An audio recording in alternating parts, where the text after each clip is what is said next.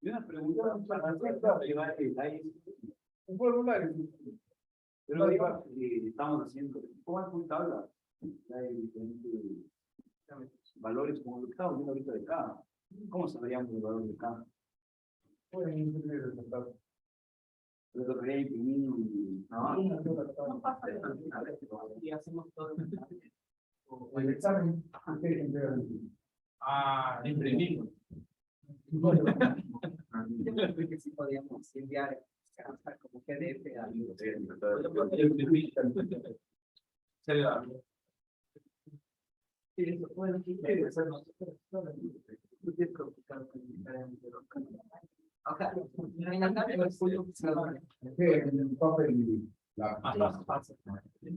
pero nos va a dar 4 horas de examen. 2 últimos 10 ejercicios.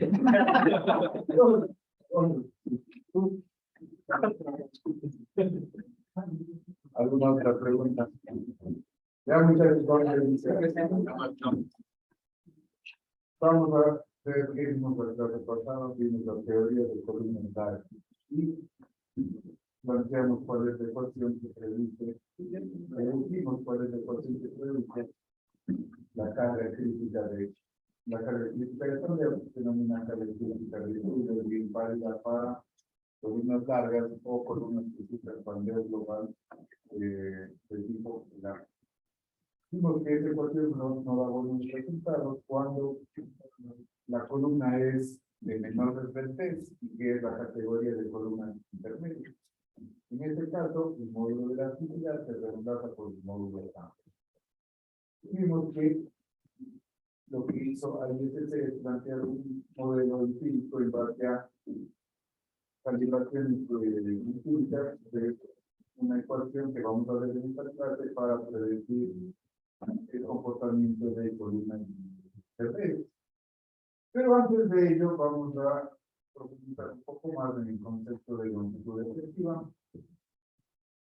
que básicamente vimos que es el factor de longitud efectiva que vimos hasta recordar multiplicado por la longitud geométrica de la columna. Hasta ahí habíamos visto, ¿no es cierto? Así es. ¿Alguna pregunta? Tengo una duda sobre el factor del módulo F. Ya. O sea, en teoría debe llegar a un punto en que este sea muy grande y que supere el peñero. No, ese es la pendiente de la recta también. Son dos cosas diferentes. Oye, sí puede haber una pendiente que puede llegar a superar el a ver, es que son dos cosas diferentes. De hecho, se usa el concepto de FP cuando los esfuerzos sobrepasan el esfuerzo de fuerza. Sí. Pero este siempre es menor que eso, porque es una pendiente que va de sí. Pero siempre es después de... Sí. Cuando era antes del módulo de tiempo, módulo de tiempo. Sí. Y es la constante. ¿Está claro? Bien. Entonces, se introdujo el concepto de longitud efectiva y vamos a ver de qué eso está asociado con el concepto de efectividad.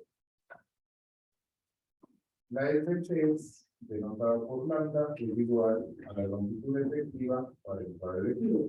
Vamos ahora a entrar un poquito más en el par elegido. Habíamos dicho que el par elegido es la raíz entre la inercia y el área. Vamos a considerar unos dos casos particulares para entender un poco mejor el concepto.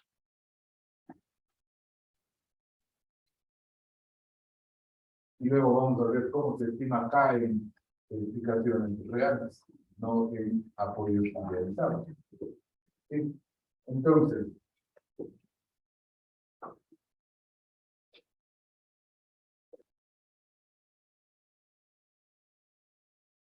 Vamos a suponer, voy a poner aquí caso 1.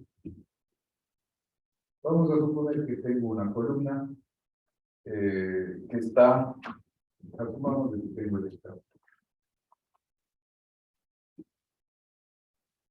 Voy a analizar una columna W o en forma de I.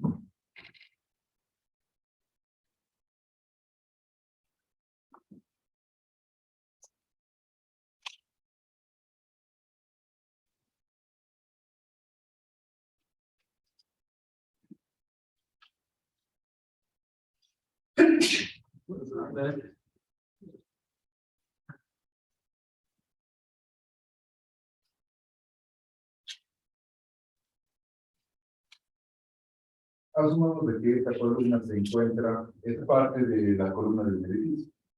Es decir, acá tengo vigas.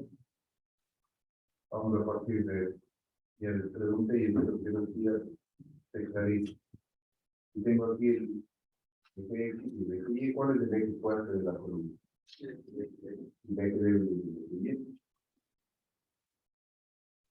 Vamos a suponer que se encuentran las vigas, tanto en el sentido Y como en el sentido X. Es decir, aquí tengo una viga.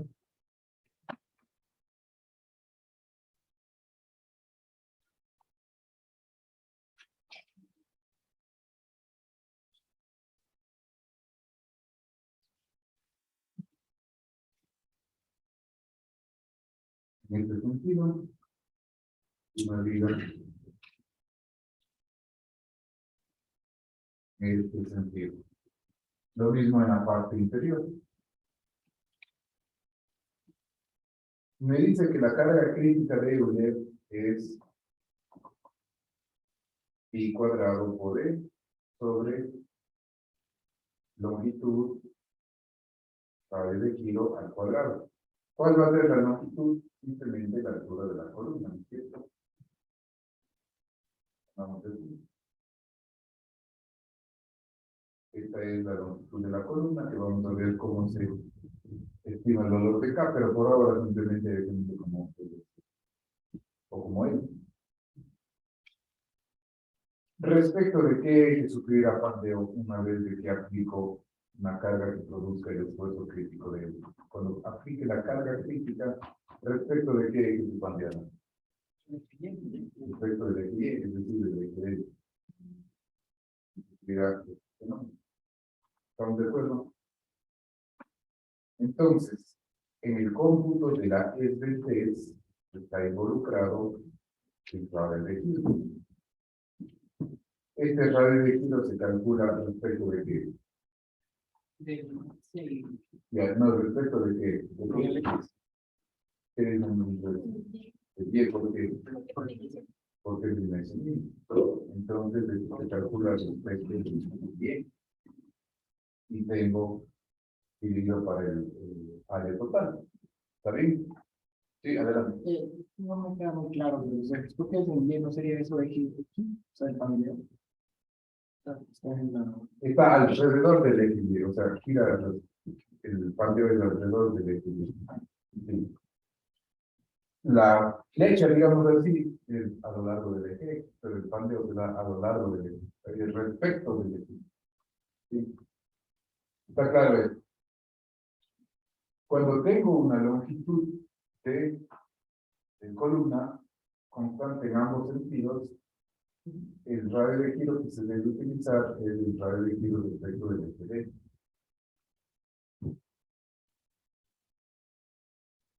¿Estamos de acuerdo? Si es que fuera un ángulo en vez de del perfil en forma de I, hay que encontrar la inercia mínima, como les recordé en la clase pasada. Ahora, ¿qué sucede en este caso?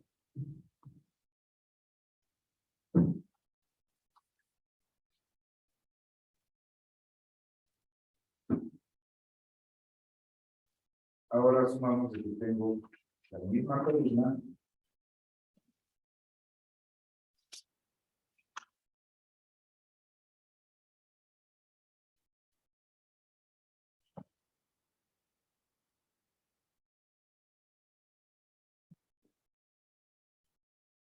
Ahora tengo la misma columna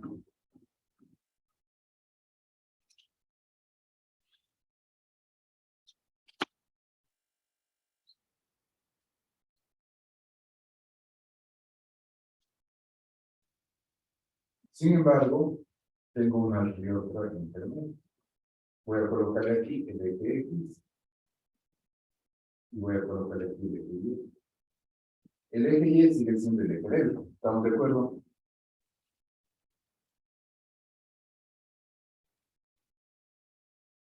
Pero ahora, ¿qué es lo que sucede? Acá tengo la misma viga que está colocada en la parte superior. Acá tengo igual.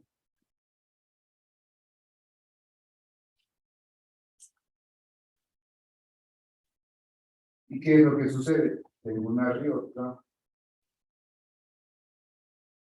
por acá, o una viga intermedia. ¿Qué quiere decir esto? Que voy a tener una longitud de columna. Esta va a ser la altura de la columna respecto del eje X. ¿Y qué es lo que sucede en el eje Y?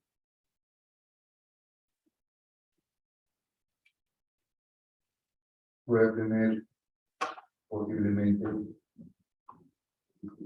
esta longitud colocada en la mitad, voy a tener una longitud diferente.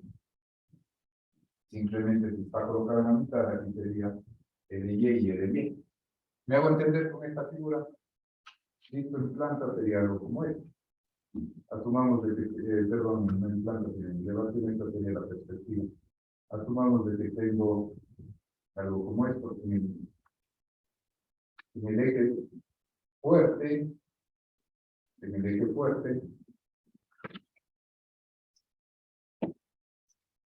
tengo la columna idealizada de esta manera.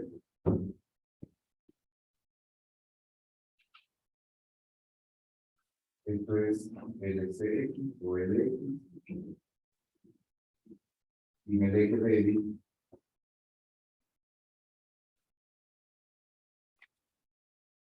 tengo una viga intermedia. Aquí tendría el de Y y el de Y. ¿Se ve eso? ¿Se entiende, muchachos? Respecto de qué plano se pondría bien. ¿Se puede responder o no a la pregunta? Está claro que si la longitud es mayor, la resistencia es mayor y por tanto la resistencia es menor. En este caso, respecto de qué creen ustedes que cambiaría.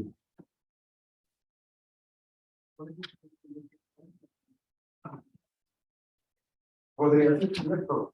Sin embargo, en este tipo de problemas, cuando tienen una viga intermedia o una riota intermedia, no se puede decir como en el caso anterior respecto de que se va a cambiar. ¿Qué es lo que se debe hacer en este tipo de casos? Se debe calcular la SBT respecto de cada eje. La SBT respecto del eje X va a ser igual a la longitud del bandero respecto del eje X dividido para el radio de giro respecto del eje X. Y la SBT respecto del eje Y va a ser igual a la longitud respecto del eje Y sobre el radio de giro respecto del eje Y, siendo esta longitud diferente, siendo la longitud de Y diferente a la longitud de X, siendo la mitad, por ejemplo, en este caso. ¿Sí se entiende? Y la pregunta es, respecto de qué es que se cambia. Pero si la longitud de Y no fuera la misma, habría que calcularle para abajo. Y la mayor, se toma la mayor. Supongamos de que esto estuviera ubicado un punto por acá, se toma la mayor. ¿Sí? ¿Y cuál sería la respuesta respecto de qué X se cambia? Respecto del X que tenga mayor respuesta. Pero no se sabe cuál, porque la longitud de X es mayor que la longitud de Y, pero el radio de giro de X es mayor que el radio de giro de Y. No se puede determinar sin calcular por dónde se va a cambiar. Y la respuesta sería, se pandea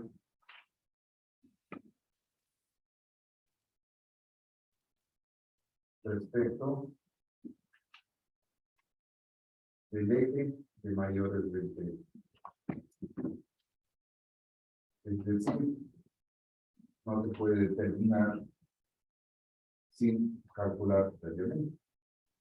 ¿Se entiende esto? Pues no. Claro. Ahí.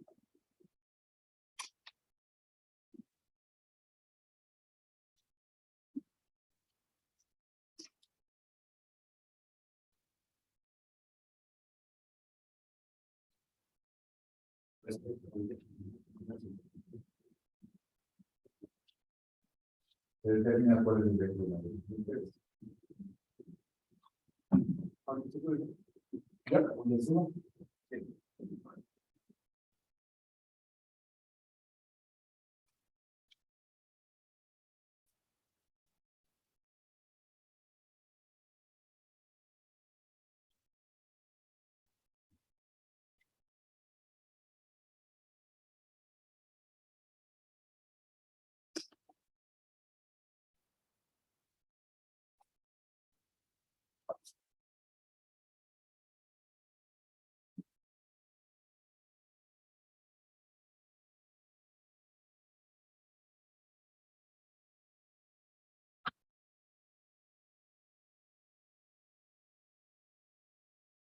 ¿Sí se entiende bien?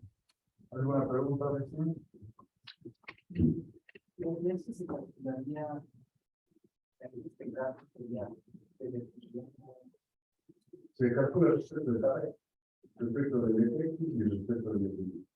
Y se calcula el radio giro para X y el giro para Y. Lo estaba viendo como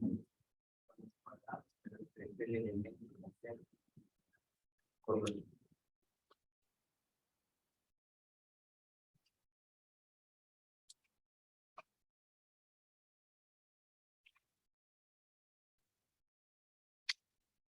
en ambos casos se da de En ambos, el área está, claro, para el centro del X.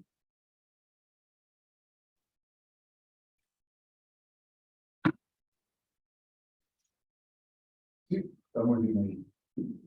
Bien, vamos avanzando. Continuando con el concepto de longitud efectiva, vamos a ver cuál es el procedimiento racional para determinar el valor de K en verificaciones.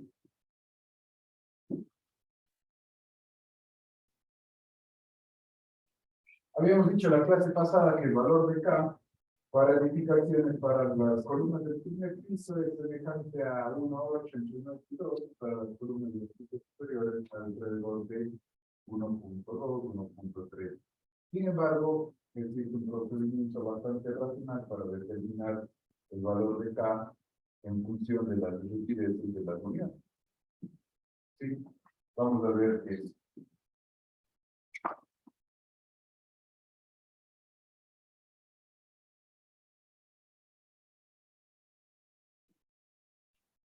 Este procedimiento toma en cuenta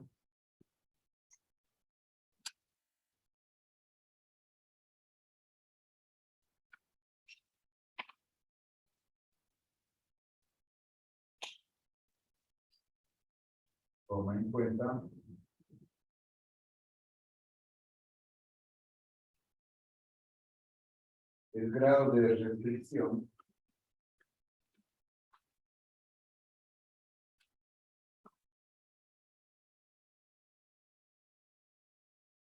proporcionado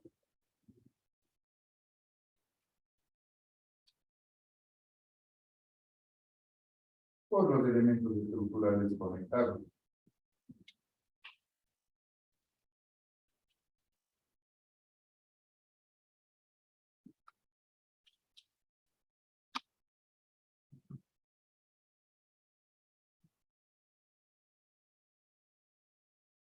¿A qué se refiere esto? A las ligas de columna.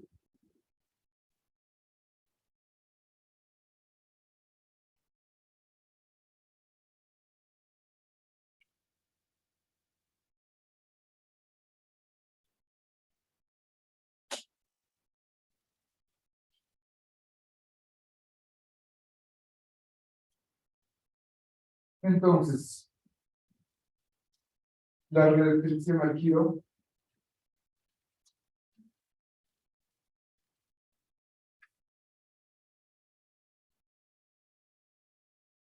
proporcionada por las vigas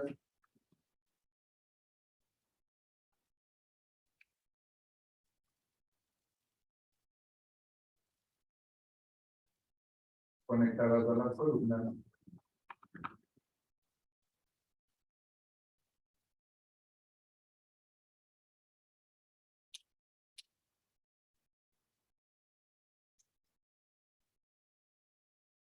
es función de la rigidez rotacional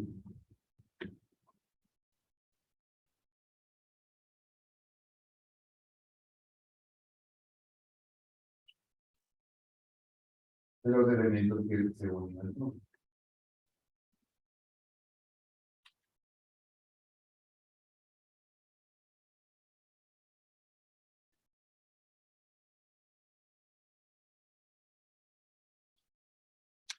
¿Qué quiere decir esto? Vamos a considerar el pórtico, un pórtico cualquiera.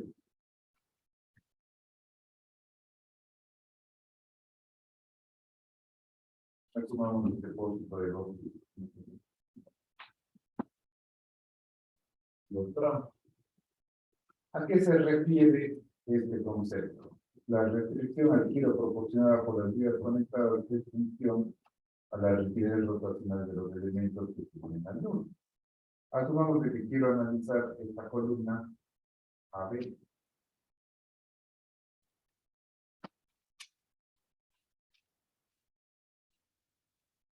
¿Qué elementos concurren al nodo A? Concurre la viga 1, está a la derecha y a la izquierda del nodo. Y concurre la columna 1. Al nodo B concurre la columna 1 y la columna 2. Y concurre la viga 2, tanto a la izquierda como a la derecha. Entonces, la rigidez rotacional está asociado a EI sobre L. La rigidez rotacional básicamente es la oposición al giro, que es la inercia por el módulo de la velocidad dividido por la longitud. Así como la rigidez a tensión es EA sobre L, la rigidez a presión está asociado a EI sobre L. ¿Me explico? ¿Algunas preguntas?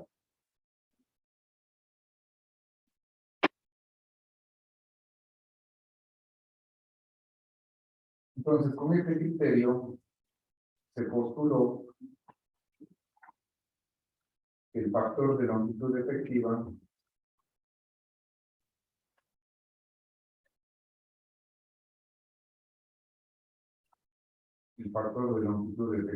K depende de la relación, es decir, de la división entre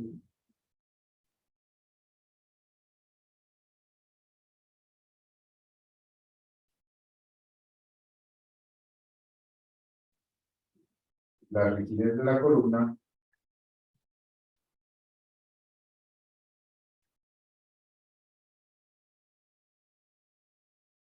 y la rigidez de la viga.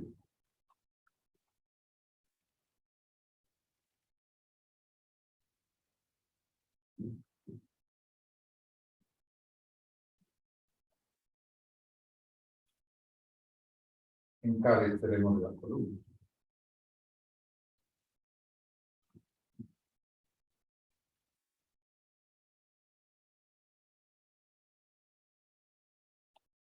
Entonces, de esta manera se calcula un factor G. Asumamos este caso de acá. Se calcula un factor G que es dependiendo, se calcula un factor G para cada unión. Se calcula un factor G que básicamente suma la rigidez de la columna que llega a la unión, que es el módulo de elasticidad por el metro de la columna dividido para la longitud de la columna, y esto dividido para la sumatoria del módulo de elasticidad de las vigas que concurren a la unión, módulo momento de inercia de las vigas que concurren a la unión y para la longitud de cada viga.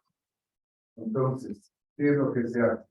Este factor básicamente es este factor que está escrito en la teoría, es decir, la longitud efectiva, el factor de longitud efectiva acá depende de la relación entre la rigidez de la columna, que es lo que tengo en el numerador de esta ecuación. Esta es la rigidez de todas las columnas que concurren a la unión. En el caso de la unión A, tengo una sola columna. Esta sumatoria es simplemente se refiere a la columna AB. Y en el caso de la unión B, tengo dos columnas, por eso hay esta sumatoria. Entonces, el factor de longitud efectiva depende de la relación entre la rigidez de la columna y la rigidez de las vigas que concurren a la unión. ¿Sí me explico? No sería una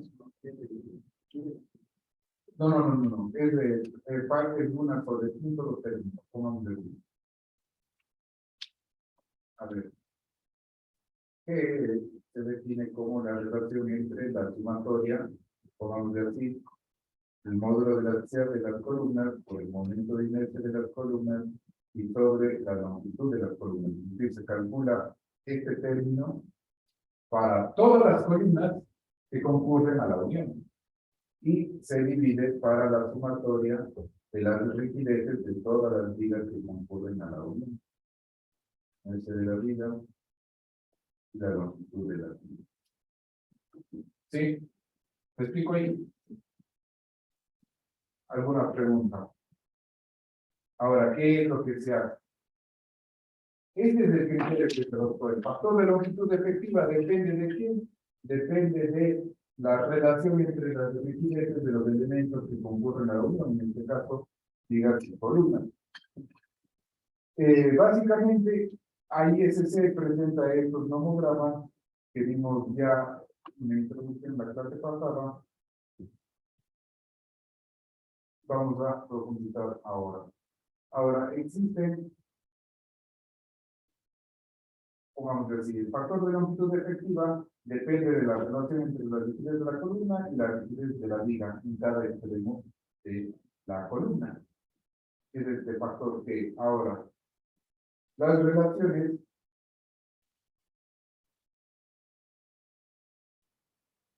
entre G y K han sido cuantificadas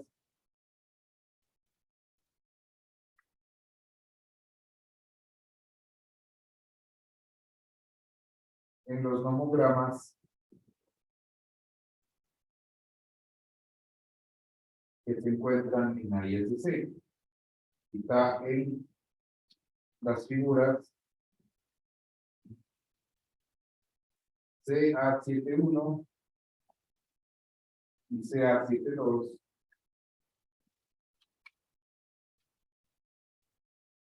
de los comentarios de ISC.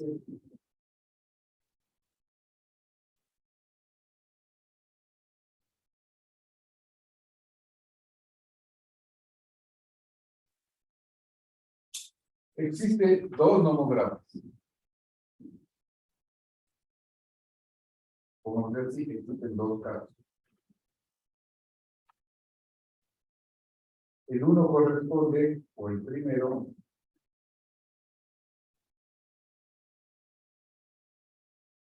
corresponde a pórticos a momento. No, perdón, a pórticos arriesgados.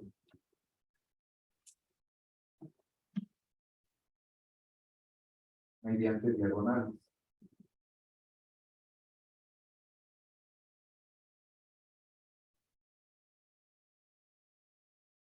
Los segundos a pórticos a momento. ¿Por qué hace esta distinción? Porque en general los pórticos arrectados tienen una resistencia lateral superior y eh, tienden a sufrir desplazamientos laterales. ¿Me explico? ¿Alguna pregunta hasta aquí? Vamos a ir entonces a IETC.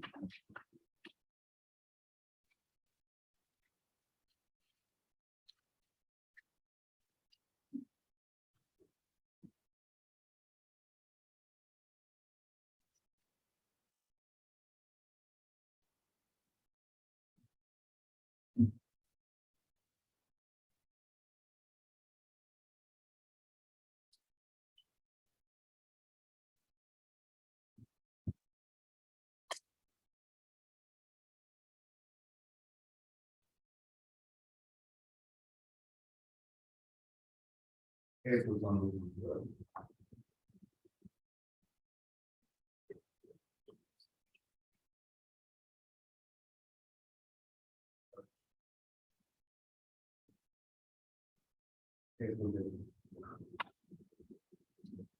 Están en los comentarios del apéndice 7, que es el concepto de longitud efectiva. ¿Qué es lo que sucede? Claramente se separa en dos casos. En marcos ariostrados, en donde más o menos el valor de K para los elementos tipo columna tienden a ser cercanos a la unidad. Y en los elementos columnas de los marcos a momento, como habíamos dicho, las columnas de los pisos superiores tienden a ser alrededor de 1, 2, 1, 3 y de los primeros pisos alrededor cercanos a 1, 8 o 2. Entonces, estos son los nomogramas que acabo de indicar. Este corresponde primero a pórticos a pórticos arrectados. ¿Cómo se leen los valores? Asumamos acá el siguiente ejemplo. ¿Es lo mismo para pórticos al momento o como para pórticos arrectados? El ejemplo es el mismo. Asumamos que yo quiero sacar el valor de K de esta columna. A ver, ¿qué es lo que tengo que hacer? Tengo que calcular el valor de G sub A y de G sub B. ¿Cómo calculo G sub A? G sub A va a ser la relación entre la suma de las rigidezes de las columnas que concurren a, que en este caso es una sola columna. Es decir, en el numerador va a ir E por la inercia de la columna y dividido por la longitud de la columna. Y en el denominador va a ir la suma de la relación entre EI, la longitud de la viga de la izquierda, más EI, dividido por la longitud de la viga de la derecha. Eso me da G sub A. ¿Me explico? ¿Qué me da G sub B? Simplemente lo mismo, pero en la unión B. ¿En qué se diferencia? Que la unión B concurre en dos columnas. ¿Sí? ¿Sí se entiende? Ahora, con este valor, tanto de G sub A como de G sub B, se va al nomograma correspondiente. Estoy en marcos de momento con este nomograma o marcos arrastrados con un nomograma primero. Se coloca el valor de G sub A y el valor de G sub B. Se traza una línea y la intersección con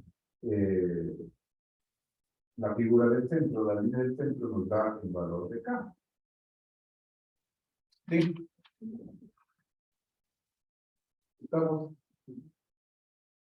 Y eso es como se determinan las condiciones o el factor de longitud efectiva para un edificio real. ¿Me explico? ¿Preguntas?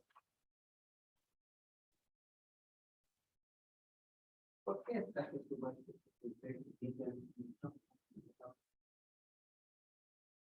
Supongamos de que existiese prácticamente asumamos de que son valores asumamos de que los valores de G sub A sean muy grandes. Prácticamente, como por ejemplo cuando tengo un ejercicio, las dos horas de ejercicio les llevan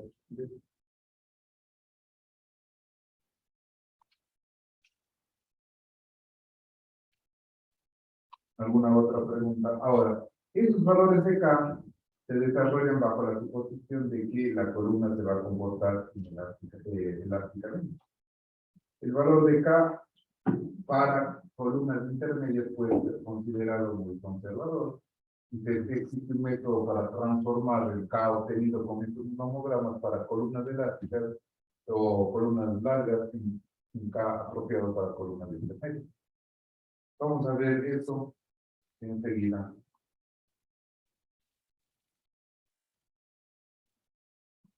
Pongamos así, el factor K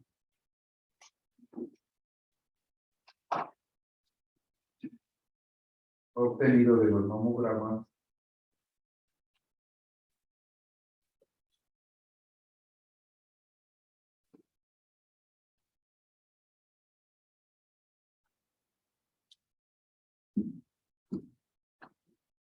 parte de la suposición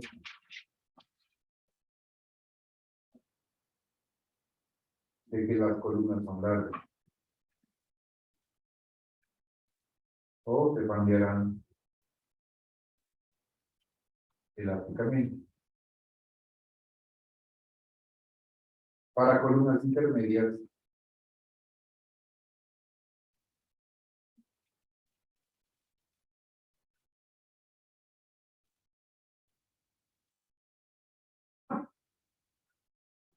este valor es muy conservador.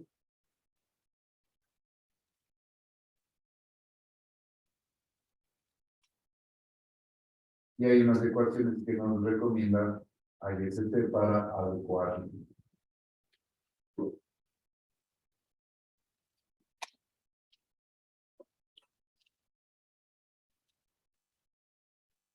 Un procedimiento adecuado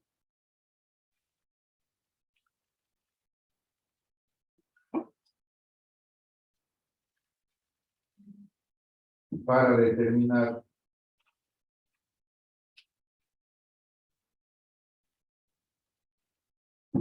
K para columnas intermedias. Prácticamente consiste en modificar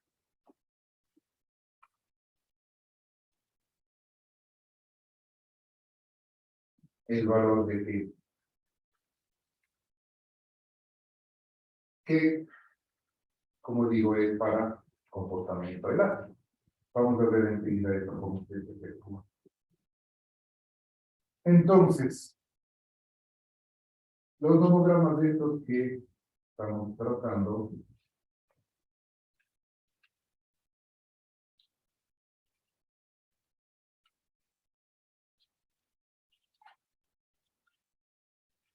estos valores de G son adecuados para columnas que se comportan elásticamente. Entonces, ¿qué criterio se utiliza para transformar el G elástico en G inelástico?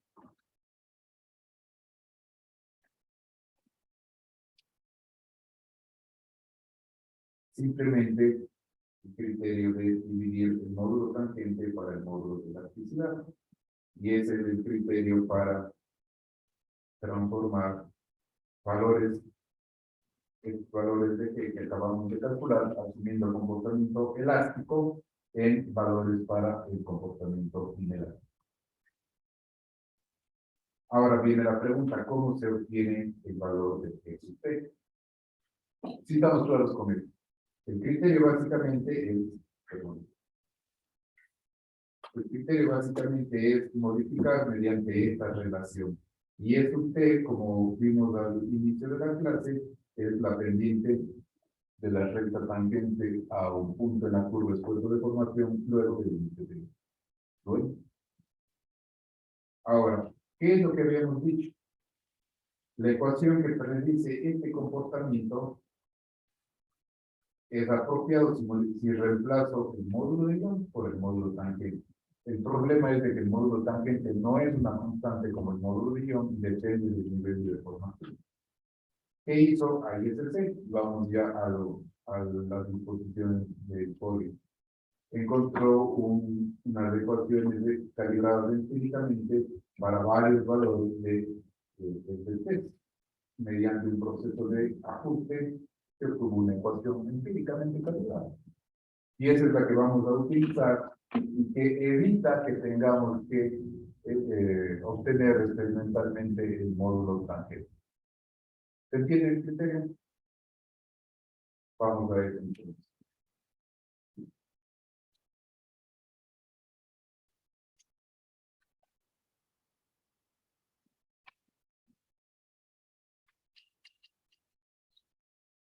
¿Qué es lo que hizo ahí ese entonces? La relación entre E sobre E se denomina tau. Esta es la relación entre el módulo tangente y el módulo de la elasticidad. Este valor va a ser mayor o menor que 1. ¿Qué dicen ustedes? Menor que 1, ¿por qué? Porque el módulo tangente siempre es menor que el módulo de elasticidad. ¿Estamos de acuerdo? Entonces, la ecuación para el pandeo elástico, la tensión física del pandeo elástico es pi cuadrado por E sobre la longitud de pandeo radio de giro al cuadrado. Esto es para pandeo elástico. Para pandeo inelástico, la relación es el módulo tangente dividido para longitud radio de giro al cuadrado. Y esto es pandeo de tipo inelástico. Entonces, ¿qué es lo que propuso ISC para reemplazar este módulo tangente? ISC propuso que la tensión de pandeo inelástico, voy a poner aquí como tipo índice elástico y inelástico. Entonces, esta ecuación originalmente se modificó, como digo, por estas ecuaciones empíricas y se planteó la siguiente expresión. La tensión física del pandeo inelástico se define como 1 menos lambda al cuadrado sobre 4 y esto multiplicado por este y. ¿Qué se entiende por lambda? Lambda, ahí se definió como la longitud de pandeo para el radio de giro multiplicado por 1 sobre pi y por raíz de f y entre e.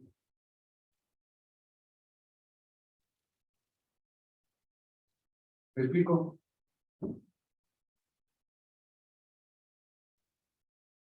Si se reemplaza esta ecuación en la ecuación del pandeo elástico, en la ecuación de Euler, esta ecuación me queda reemplazando aquí el valor de e, esto me queda como f y dividido para lambda al cuadrado. Este lambda de aquí no es del 3, no se retira del 3. Desde que estamos denotando de la misma manera. Esta es simplemente una.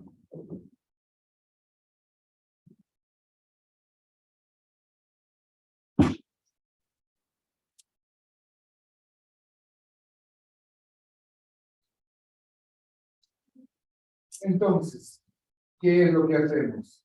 Tau sub B se define como la relación entre el módulo tangente y el módulo de ion. ¿Estamos de acuerdo? Dicho de otra forma, viendo la forma de las ecuaciones, se puede definir tau sub B como la relación entre la tensión crítica del pandeo inelástico y la tensión crítica del pandeo elástico. ¿Estamos de acuerdo? Entonces, tau sub B es igual a FCL inelástico para FCL elástico. Es decir, puedo reemplazar la relación entre esta ecuación y esta ecuación de acá.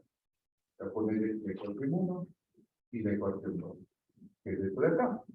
¿Estamos de acuerdo? Bien. Si realizo eso y operando, esto me queda como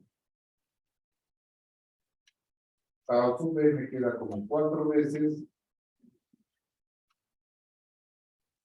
FCR inelástico dividido para FY. Y esto multiplicado por 1 menos FCR inelástico dividido para FY.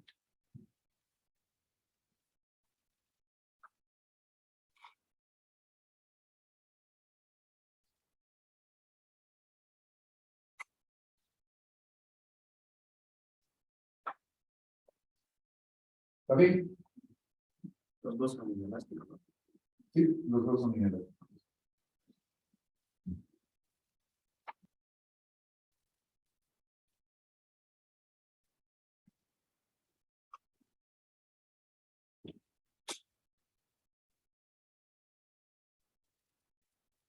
Bien, si a esta ecuación le multiplico tanto al, fíjense que aquí qué es lo que tengo.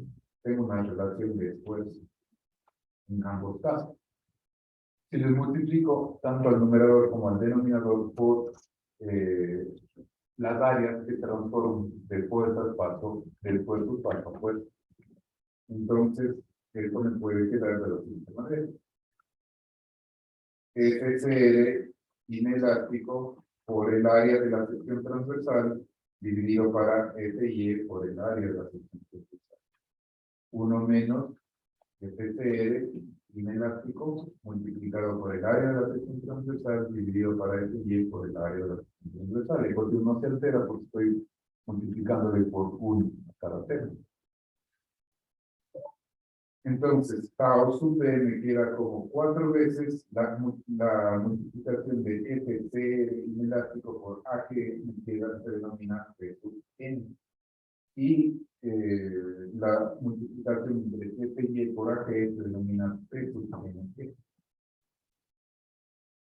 Y esto por 1 menos P sub N, P sub NG. ¿Qué viene a ser P sub N? ¿Y qué viene a ser P sub N? P sub N es la resistencia a compresión inelástica.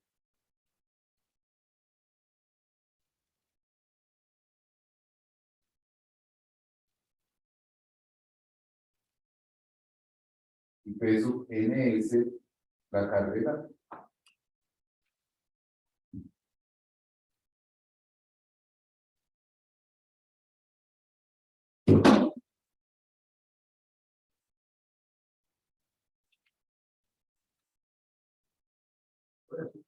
Claro. Entonces, con esta ecuación encuentro tau sub B. Ahora, ¿qué me dice ahí es usted? Ahí es el CNE realiza una excepción. Esta ecuación me permite calcular que me permite calcular tau sub B, que a su vez me permite calcular un G de tipo inelástico. Ahora, ¿qué me dice ahí es usted?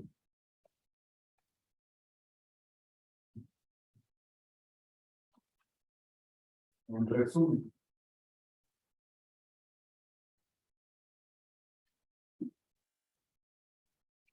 Cuando la relación entre la carga axial y P sub NS, que P sub NS recuerden que es igual a FY por A sub G, sea menor o igual que 0,5, en estos casos se considera que el efecto de la carga axial es bajo y por lo tanto tau sub B es igual a 1.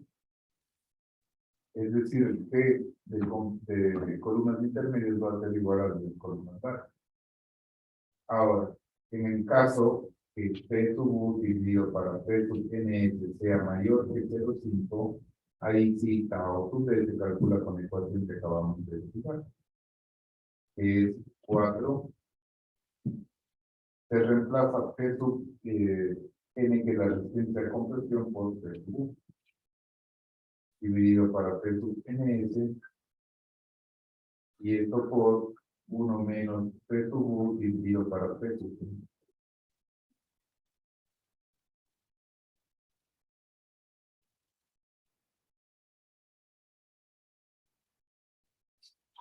Y eso es todo, esta es la manera en cómo transformamos los valores de K, que son derivados para columnas largas en valores de K asociados para columnas intermedias. ¿Me explico?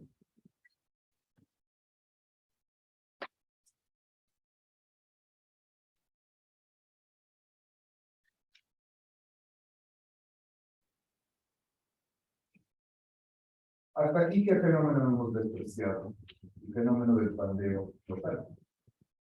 Me parece que no vamos a alcanzar a ver la teoría en esta clase, pero vamos a completar las disposiciones de ISC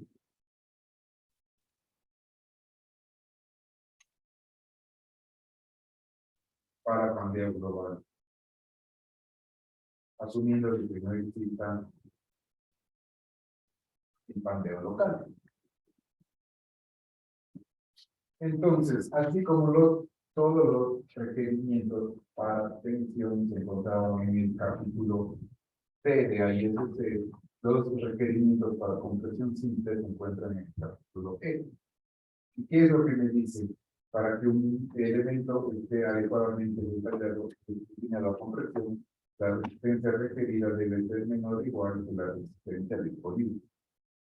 Entonces, ¿cómo calculo la resistencia nominal a compresión? La resistencia nominal o la resistencia de diseño es igual a I por la tensión crítica y por el área total de la sección. Eso en el caso de columnas que no sufran pandeo locales. Vamos acá y la columna, esto no considera o cuando no existe pandeo local.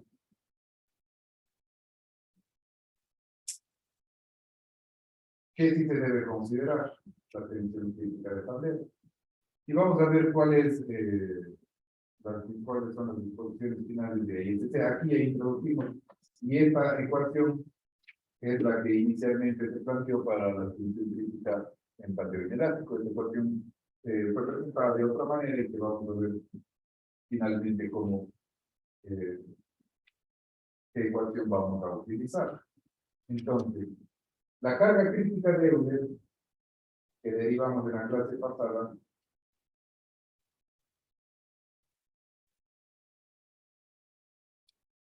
le vamos a denotar ahora por la letra, por F sub E. La carga crítica de Euler va a ser igual a pi cuadrado por E sobre la longitud de pandeo radio de giro al cuadrado, o longitud efectiva sobre radio de giro al cuadrado. ¿Estamos de acuerdo? Esta ecuación derivamos para columnas largas, bajo el supuesto de que tiene comportamiento elástico lineal y que la columna es perfectamente recta. ¿Recuerdan eso?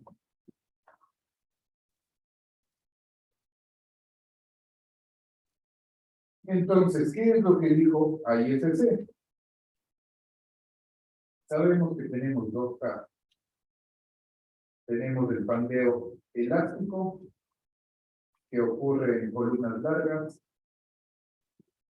y el pandeo inelástico, que ocurre en columnas intermedias. Para columnas largas, la tensión crítica de pandeo, ISC le tomo como 0.877. Esta es la ecuación que voy a utilizar ya para los análisis. ¿Por qué se reduce por este factor? ¿Qué creen? ¿Por qué no se toma directamente para el pandeo elástico de una derivada teóricamente? ¿Qué creen que hace que ese factor les reduzca? Exactamente, las deformaciones, considera las deformaciones iniciales, producto de los errores de fabricación, de los textiles, y la presencia de esfuerzos.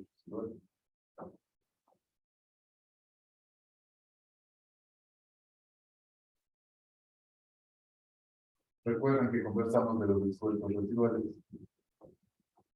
Ahora, para pandeo inelástico,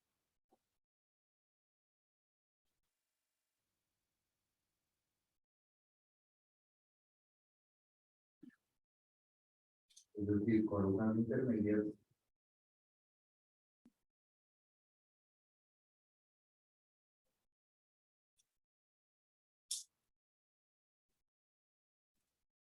la tensión crítica de Euler, o perdón, la tensión crítica de pandeo, se estima por esta ecuación 0,658 FY dividido para Fn como exponente y esto multiplicado por FY.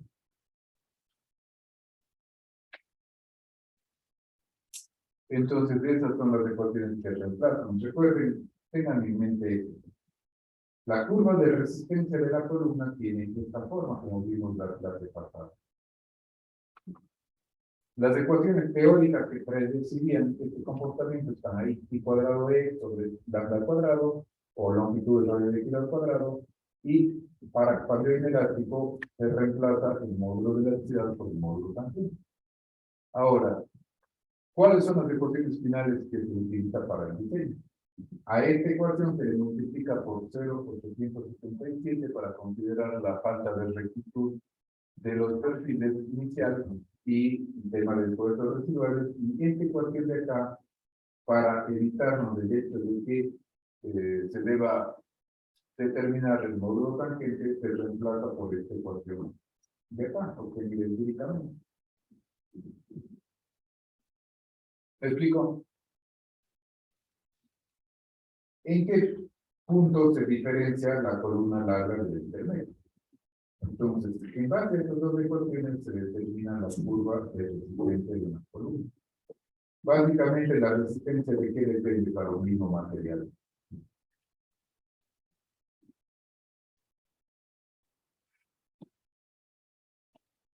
¿Qué dicen ustedes? La resistencia de una columna es función de qué? De la PLVT, muy bien. La LVT es la longitud para el radio líquido, la longitud efectiva para el radio líquido. Y acá tengo el despuesto pandeo. ¿Cuál es el valor máximo? El relleno, sí.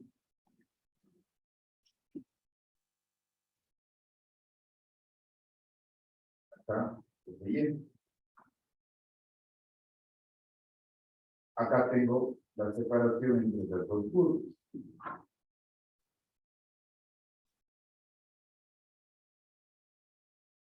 Aquí tengo la curva que revise el comportamiento inelástico, como vamos a decir, pandeo, perdón, elástico. ¿Y la ecuación cuál es? SL es igual a 0,877 por el P. Y acá tengo la siguiente curva que predice el pandeo inelástico.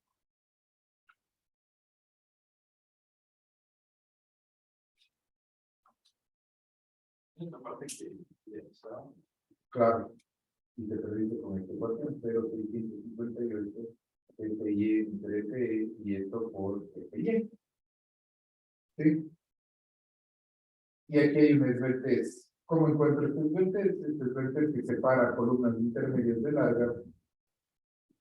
Este esbeltez de acá se calcula igualando las dos ecuaciones. Es decir, cuando la esbeltez a la cual las dos ecuaciones me dan el mismo valor, el esbeltez separa el pandeo elástico del inelástico. Y este valor es 4,71 raíz de... ¿Me explico?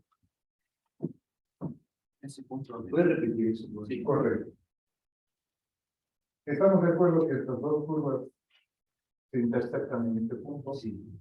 ¿Qué quiere decir esto? Que existe un esbeltez que calculada con las dos ecuaciones me da el mismo valor. Ese esbeltez es la que separa la columna larga del intermedio. ¿Me explico? Exactamente, entonces, en el límite del pandeo elástico e inelástico, coloquemos aquí.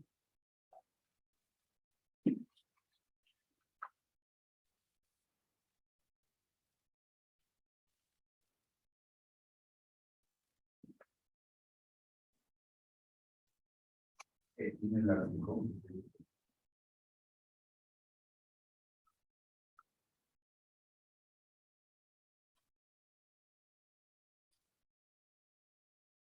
Las dos ecuaciones dan el mismo valor.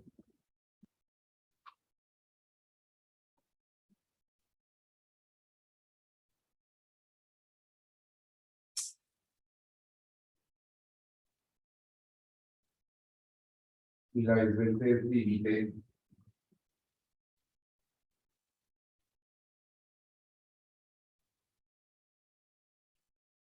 Y la desventaja límite es.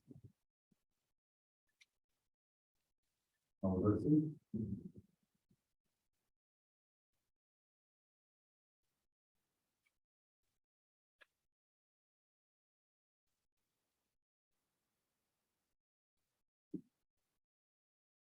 $4.71 raíz de entre y.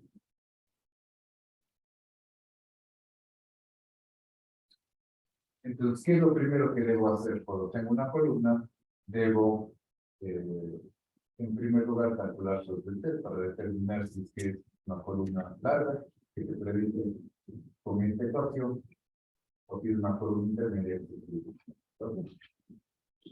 ¿Estamos de acuerdo? Entonces, pongamos en resumen.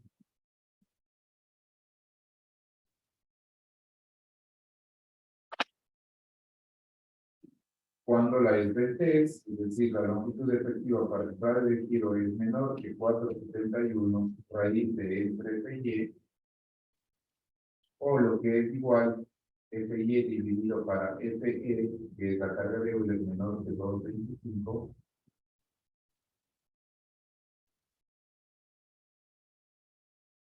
es decir, tengo el pandeo inelástico y la ecuación es FCR 0.658 Fy dividido para Fe por Fy, el pandeo inelástico.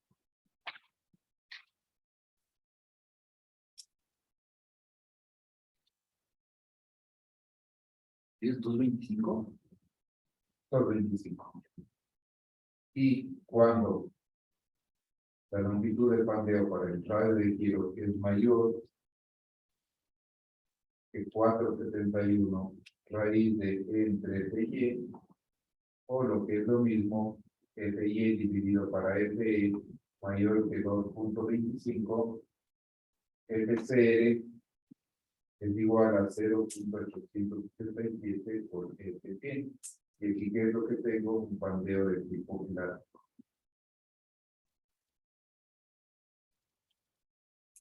Nada más. Y cuando es justo el límite, Da lo mismo. quedan dos. Cualquiera de los dos puede decir lo mismo.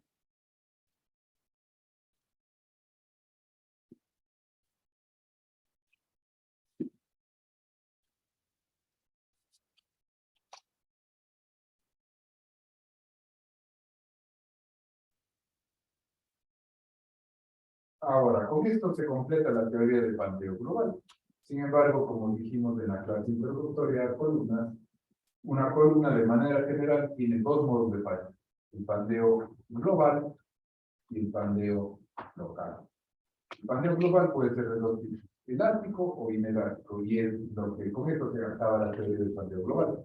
Es decir, que la columna no sufre pandeo local, tengo dos posibilidades: que falle por pandeo inelástico o por pandeo elástico. ¿Y cómo determino eso? Simplemente con el desventaja de la columna. Si yo conozco la longitud de la columna y la sección transversal, puedo determinar su desventaja, es decir, la relación entre la longitud efectiva y el radio de giro. Si esa relación es menor que 4.71 raíz de entre, la ecuación se calcula con la ecuación A. Caso contrario, la tensión crítica se calcula con la ecuación B. Y la resistencia a compresión se calcula multiplicando la tensión crítica por el área total y por el factor phi. Que a propósito, phi para compresión, ¿cuánto vale? 0,9. ¿Qué es lo que sucede si es que la columna es beta y sufre pandeo local? Lo que sucede es de que el procedimiento para capturar FCR es el mismo, pero se reemplaza el área total por un área efectiva, que se llama. El área efectiva, ¿qué es lo que hace? Reducir la resistencia para considerar de una manera aproximada el efecto del pandeo local. Entonces, hemos visto hasta aquí una clasificación general de las columnas como elementos estructurales. Las columnas que clasifican en largas e intermedias. Las cortas no son intermedias. Ahora, los perfiles, las secciones transversales de las columnas, se clasifican como secciones esbeltas o no esbeltas. ¿Qué son las secciones esbeltas? Las secciones esbeltas son las cuales sufren pandeo local antes de que ocurra pandeo global. Y las secciones no esbeltas son las secciones en las cuales primero ocurre el pandeo global antes que el pandeo local. ¿Me explico?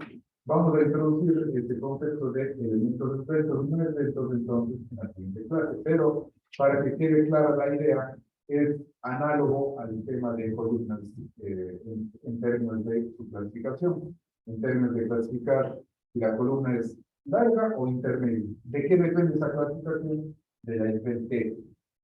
Y la esbeltez límite es 471 raíz de 13. ¿De qué depende si una sección es de la sección de un perfil de columna es esbelta o no esbelta? Depende de la relación del ancho y el espesor. ¿Sí? Como vimos en las clases introductorias. Si la relación ancho-espesor es muy alto, ¿qué quiere decir? La lámina del perfil es muy delgada y por tanto, primero va a sufrir pandeo local y luego pandeo global. Por el contrario, si el espesor es grueso, la relación ancho-espesor va a ser relativamente baja y el perfil, antes de que sufra pandeo local, va a sufrir pandeo global. ¿Se entiende? Vamos a ver cuáles son estas relaciones límites entonces. ¿Listos, muchachos? ¿Alguna pregunta? Por ejemplo, la misma teoría se basaría para columnas de ¿no? No, O tiene otro. es completamente diferente porque es diferente. Una sección de hormigón y qué sé yo, de 30 por 30, 40 por 40 es macizo. Acá tenemos perfiles de lámina que son de milímetros, estamos hablando de espesores de milímetros, 5 milímetros, 8 milímetros, 10 milímetros. Entonces el tratamiento es completamente diferente.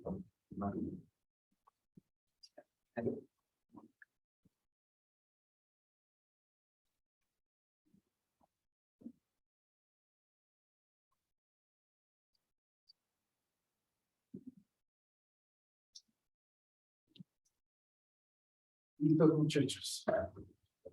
Dejamos hasta aquí.